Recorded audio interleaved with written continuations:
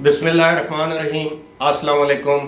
अबरार रशीद आपकी खिदमत में एक मरतबा फिर हाज़िर है और हमेशा की तरह आपसे रिक्वेस्ट है कि अगर अभी तक आपने इस चैनल को सब्सक्राइब नहीं किया तो इसे सब्सक्राइब कर लें। जो बेल आइकन है उसको ज़रूर प्रेस कीजिएगा। आपका बहुत बहुत शुक्रिया। ये जो तस्वीर आपने थंबनेल पर देखी है या इस वक्त आप अपनी स्क्रीन पर देख रहे हैं, यकीनन आप में से बहुत से लोग इस शख्स से वाकिफ़ होंगे। ये पाकिस्तान के एक मारूफ एंकर पर्सन रहे हैं, बल्कि अब भी ये यूट्यूब पर अपना प्रोग्राम करते हैं। डॉक्टर मोईद पीरज़ादा। डॉक्टर मोईद पीरज़ादा, इसमें कोई शक नहीं है कि एक इंतहाई लायक, फायक, काबिल और ज़हीन इंसान है। उन्होंने MBBS किया लाहौर के अल्लामा इकबाल मेडिकल कॉलेज से। उसके बाद उन्होंने CSS किया और CSS में 17वीं पोजीशन हासिल की पूरे पाकिस्तान में। ये कोई मामूली काम या मार्का नहीं है। CSS क्वालिफाई करना बहुत बड़ी बात है, लेकिन अगर आप डिस्टिंक्शन के साथ यानी इतनी अच्छी पोजीशन लें तो ये बहुत बड़ी बात है।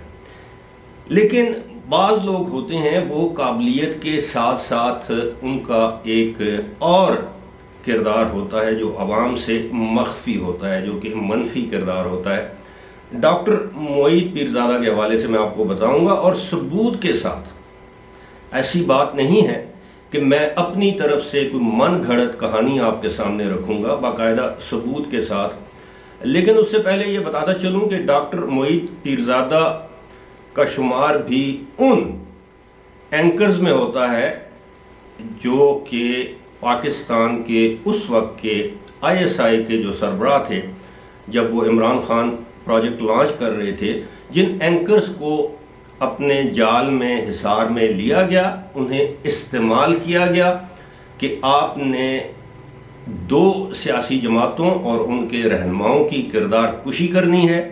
उनमें बहुत से लोग थे, कुछ तायब हो चुके हैं, कुछ तायब होने के बाद दोबारा उसी काम में मुलव्वस हो गए, जिनमें से एक डॉक्टर मोईद पीरज़ादा भी थे। आपको याद होगा कि ज़्यादा दूर बात नहीं, चंद महीने पहले जब वो इस्लामाबाद हाई कोर्ट में पेश हुए किसी मुकदमे के सिलसिले में, ज़मानत के सिलसिले में, तो उन्होंने बरमिला ये कहा कि जनाब हमें तो फ़ौज ने, ISI ने गुमराह किया। हमें ये बताया गया कि नवाज़ शरीफ जो हैं वो करप्ट हैं, आसिफ ज़रदारी करप्ट हैं, और नवाज़ शरीफ के मुकदमे के हवाले से आज हमें एहसास हुआ कि नवाज़ शरीफ के ख़िलाफ़ हमने जो गलत बयानी की उस पर हम शर्मिंदा हैं, हमें इस्तेमाल किया गया, हमें ऐसा नहीं करना चाहिए था। हम इमरान खान को प्रमोट करते रहे, लेकिन बाद अज़ां जब वो मुल्क से, पाकिस्तान से फ़रार हो गए, बाहर चले गए, क्योंकि इनके पास बरतानवी शहरियत भी है, इनको ब्रिटिश पाकिस्तानी कहा जाता है, और वहाँ से वो एक मरतबा फिर पाकिस्तान के ख़िलाफ़ हर्जा सराई में मसरूफ़ है। पाकिस्तान से मुराद ये पाकिस्तानी इस्टेब्लिशमेंट के हवाले से, वही इस्टेब्लिशमेंट जिसके हाथों वो इस्तेमाल होते रहे। आज वो मौजूदा इस्टेब्लिशमेंट को उसका मूरद इल्ज़ाम ठहराते हुए वो कहते हैं कि एक मरतबा फिर मौजूदा इस्टेब्लिशमेंट जो है वो गैर जानबदारी के बजाय इमरान खान का साथ दे तो अच्छी है, अगर वो ऐसा नहीं करती तो इस्टेब्लिशमेंट बुरी है। अब ये जो डॉक्टर मोईद पीरज़ादा की मैं आपको बात आपको बताने वाला था, या जिसका मैंने आपसे ज़िक्र किया था कि बाकायदा सबूत के साथ, ये मेरे सामने एक ख़बर है। अगरचे ये एक ख़बर डॉन में भी पब्लिश हुई थी, जो पाकिस्तानी अंग्रेज़ी अखबार है उसमें भी, लेकिन उसके बाद ये ख़बर जो है वो पब्लिश हुई खलीज टाइम्स में। डॉन भी एक बड़ा मोतबर अखबार है और ये खबर ब्रेक डॉन ने की थी, लेकिन उसके बाद ये खबर शाया हुई खलीज टाइम्स में, जो कि UAE का इंतहाई मोतबर अखबार है। खलीज टाइम्स में क्या लिखा जाता है डॉक्टर मोईद पीरज़ादा के हवाले से कि वो अपने वालिद, अब इसकी जो हेडिंग है वो मैं आपके सामने रख देता हूँ। वो इसकी हेडिंग में लिखा है कि well known Pakistani journalist held for fraud in Abu Dhabi. Pakistan का एक मारूफ सहाफ़ी जो है वो उसको अबू धाबी में फ्रॉड करते हुए पकड़ लिया गया। اب اس میں آگے وہ کہتے ہیں کہ well known Pakistani T V journalist doctor Mohit Pirzada has been detained in Abu Dhabi for fraudulently obtaining thumb impression from his father, who is admitted in a local hospital in a critical condition.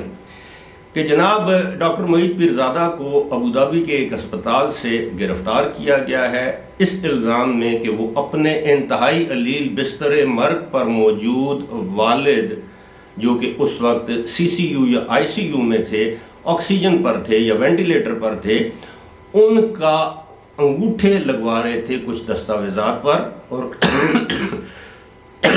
معاف کیجیے گا، اور اس کی جو اطلاع ہے وہاں اسپتال کے عملے نے ابو دھابی کی پولیس کو کی اور انہیں گرفتار کر لیا گیا۔ اس بات کی تصدیق وہاں کی پولیس نے کی۔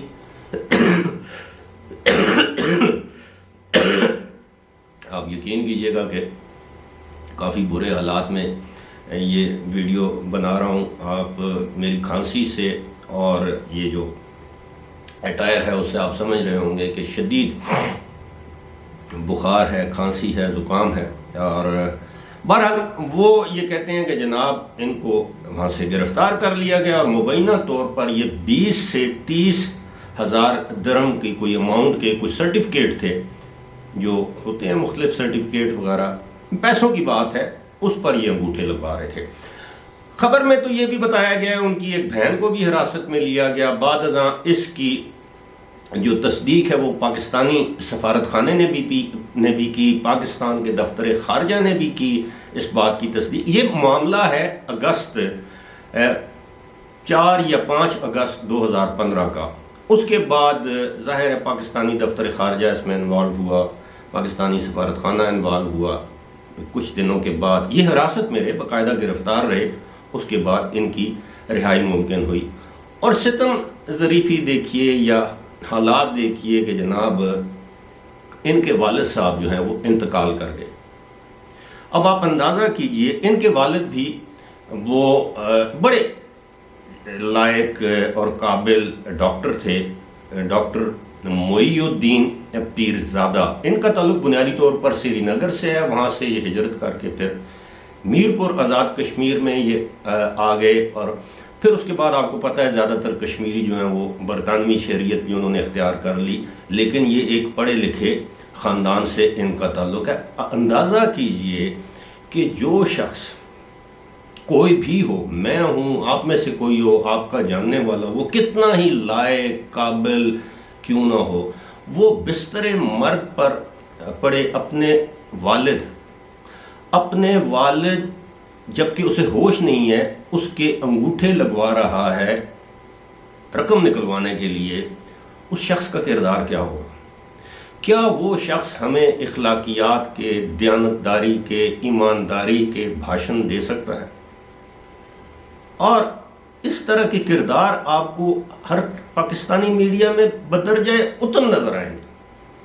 کوئی سمیع ابراہیم کی شناخت کے طور پر آپ کے سامنے آئے گا، آپ کو پتہ ہے کہ وہ ہجڑے کو پیسے دینے تھے اس نے، اور ہجڑے نے آ کے اس کو تھپڑ مارے اس کے دفتر کے باہر، اور ہجڑے کو کس بات کے پیسے دینے ہوں گے؟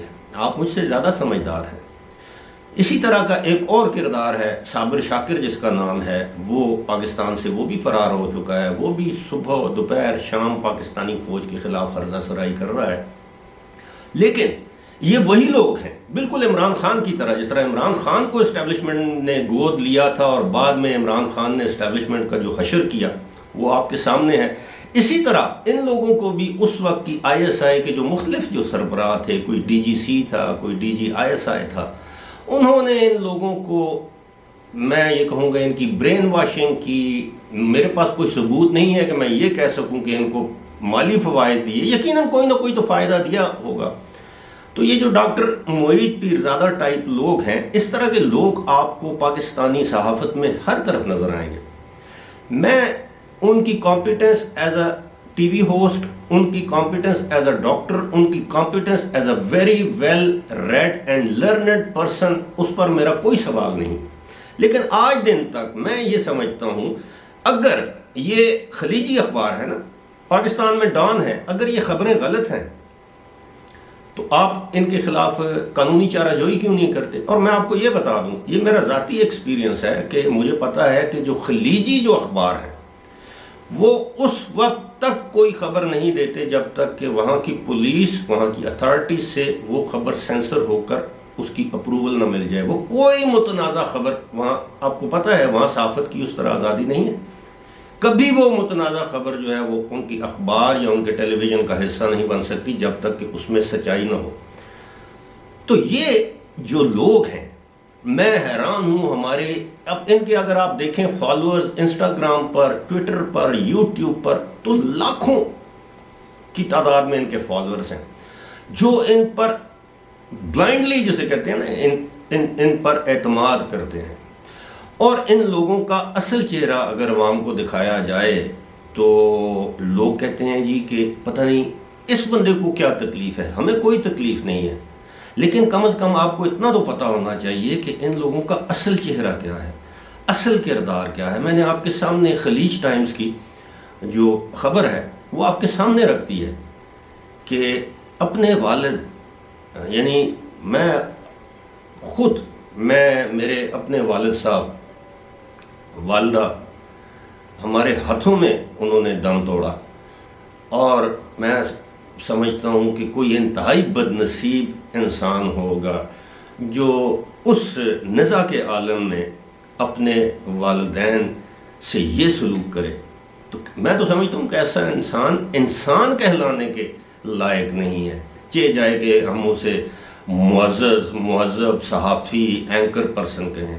بھارت، یہ ہماری قومی بدقسمتی ہے کہ ہم کسی کے پیار میں، کسی کی محبت میں، کسی کے عشق میں اس حد تک اندھے ہو جاتے ہیں کہ ہم یہ ساری چیزیں بھلا بیٹھتے ہیں۔ فی الحال مجھے دیجیے اجازت، خدا حافظ۔